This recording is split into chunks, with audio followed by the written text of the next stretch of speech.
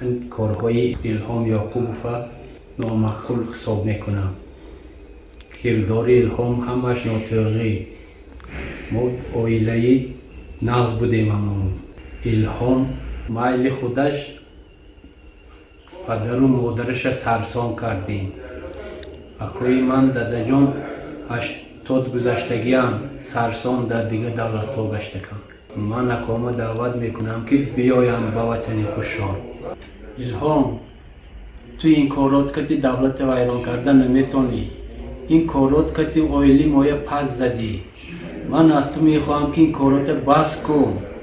او برای تاجیکستان میریزانم گفته نکن. تو نمیتونی این کار کردن.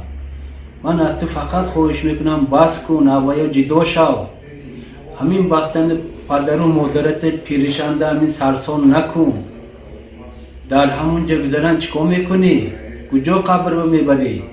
اکام هم سرسان کری، مادرت هم سرسان کری. الهام من فقط میخواهم که بس کن الهام میکارتا.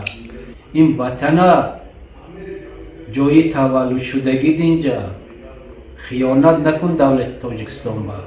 الهام در همین سن سالش پدر و مادرت سرسان نکن. اقلا خدا در خیل شدی پدر و مادرت این خیل نکن. همده ها میگن که این دو دیانه چه خیل هم قشلاق می آوردش ریزاندی تو.